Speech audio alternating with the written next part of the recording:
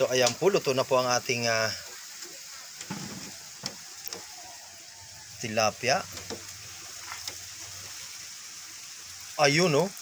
Wow.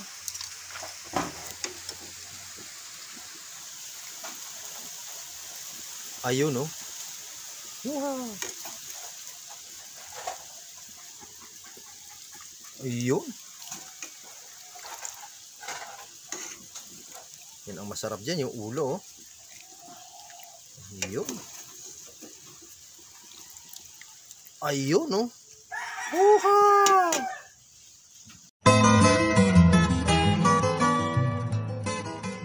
Okay, so mga ka-Watch and Learn, good morning. Ngayong umaga po ay samahan nyo kami. Magluluto kami ng nilagang tilapia with upo. Yan.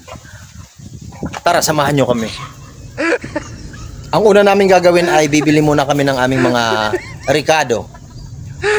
Magluluto na naman ang mga poging magkumpare. Tara, samahan nyo kami.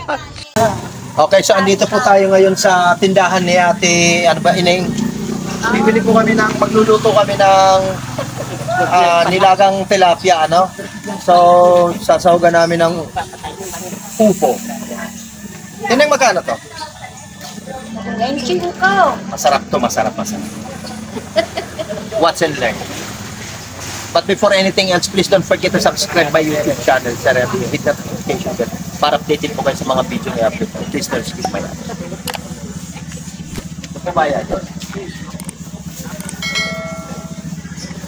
Okay, so bibili naman kami ng tilapia. Bibili pala tayong tilapia, samahan nyo kami.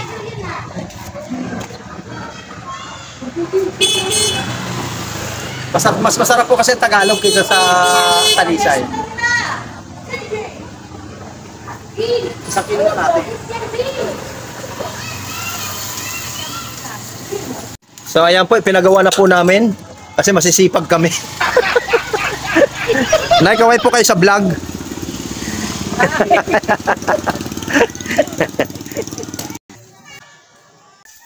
Ayan na, andito na po kami, magluluto na kami ng aming nilagang tilapia with upo. Tara. So, ayan po ang aming mga gagamitin. Yung upo, may pechay, may sibuyas, luya, at higit sa lahat ang mga pogi. Wow!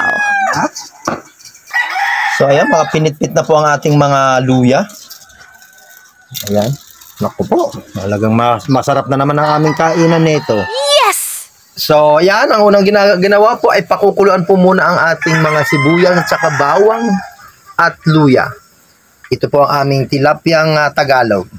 Pare, takpan mo na. Ayan, andito po kami sa bukid. Kita nyo yun, oh. Dito kami sa kabukiran. So, ganito po kalalaki ang gayat. Ayan, ganyan lang. So, ayan, may pechay at saka, ayan na nga po yung upo. Oh, ang sarap na ito.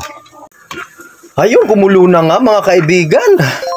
Oh my gosh. Ilalagay na nga po ang tilapia. Tilapia sa umaga, tilapia sa gabi. Ang sarap mag-tilapia. Ayun, oh. Wow. Ganyan lang po ang pagluluto ng nilagang tilapia with upo. So, tatakpan muna pare. Ayan, so kumukulo na po ang ating tilapia. Ilalagay na po natin ang ating mga ricado. Ayan na po yung upo. Oh my God. Ayun oh, wow. Masarap naman yan. Wow. Lagyan ng kaunting aji, bacon naman. At lagyan ng asin galing sa Pangasinan. At takpan po natin mga kaibigan. So ayan na po mga kaibigan. Malapit na maluto.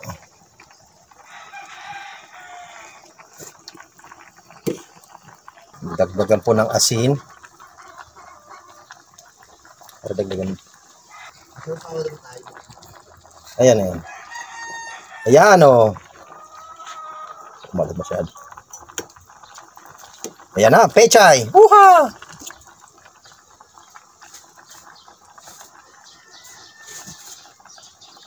So, ayan po, luto na. Huha!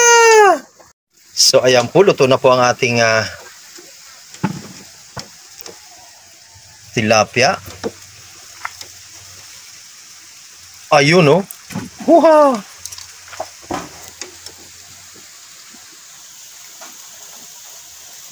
Ayun, oh. Huha! Ayun. Yan ang masarap dyan, yung ulo. Ayun. Ayun, no? Huha! A few moments later.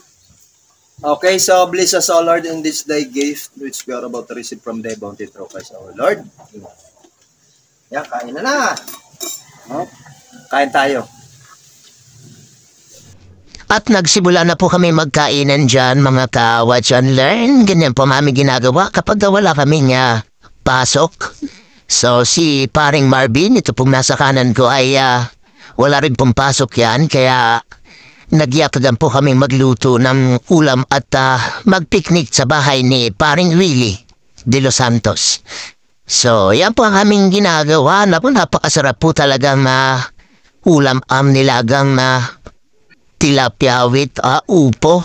Yan ay napakasimpleng luto at napakasustansya. Ayan, no? Kainan tayo. Ayan, no? Ulo. So kami po ay merong mga plano pa pagkatapos ng aming kainan. Ganyan. So magluluto kami mamaya ng Tagalog na manok at alam na ang kasunod. So magkakameron kami ng banding. Mag-iinom kami. So, ipupulutan po namin yung Tagalog na manok na dala ni pare galing Quezon. So, sa mga subscribers ko dyan, kung gusto niyo pong maki-join sa akin, wala pong problema. Just call my name. Sabihin niyo lang sa akin at pwede po tayong sama-sama at magluto para po sa ating tanghalian o di kaya ay hapunan. Bahala po kayo kung anong gusto niyong gawin natin. Basta dito po sa aming lugar ay napaka-presko po ng hangin at talagang gaganahan ka talagang kumain sapagkat wala pong kakemikal ang ating nalalanghap na hangin dito sa aming bukid. Dito sa Bigaa, Cabuyao, Laguna. Yan, si pare po ang trabaho niyan ay driver, si paring Marvin. Si paring Willie naman po ay nag-aalaga po ng mga manok na sasabungin. At napakagagaling po ng mga manok niyan. Ako naman po ang inyong lingkod ay ang trabaho po ay ang kapugian ko. Ayan, kaya yun lang po ang aking maisasabi. Ang aking kagwapuhan, wow! Sana all gwapo. So, pagkakatapos namin kainan ay, ayun, pahi-pahi na lang, tapos ayaw plano ulit sa ibang pagkakataon. Kaya lang po ang buhay, dapat hindi po natin masyadong pane-pressure. Kapag meron po tayong pagkakataon, sabi nga, ang pera ay naibabalik pero ang kasiyahan ay hindi kayang ibalik. At hindi kayang tumbasan ng pera. Kaya kaming magbabarkada ay yan lang po ang aming gawain. Kami magbanding at ayan, ganyan. So, magsama-sama, mag-isip kung ano iluluto.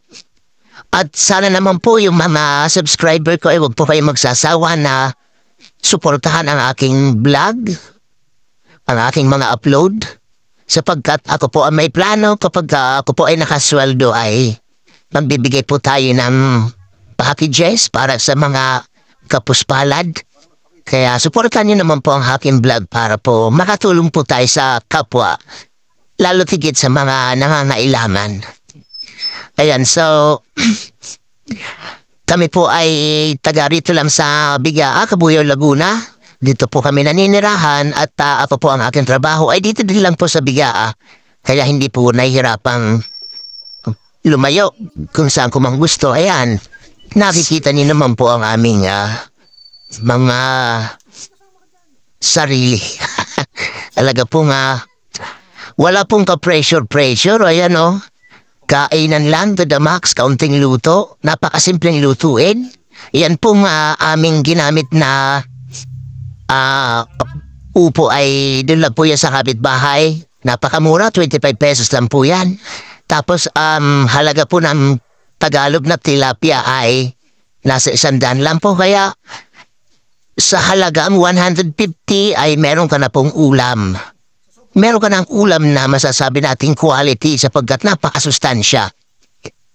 So wala pong chemical. Ayan, kaya mga to-watch and learn, ayan po ang ating dapat ginagawa pagka wala tayong pasok, magbanding, at magkainan. Ito nga pa pala ang mga manok na panabong ng aking kumpare. Ayan. So, yan po ay hindi po yan binebenta dahil inilalaban lang po yan. Meron pong pinanser si pare. Kaya kung makikita nyo, ang gaganda po ng mga manok na yan. So, galing po yan sa mga quality ng mga breeder. Kaya, pagkatapos nito mga kabatsan learn, samahan nyo kami, magluluto po kami ng tinolang manok na Tagalog.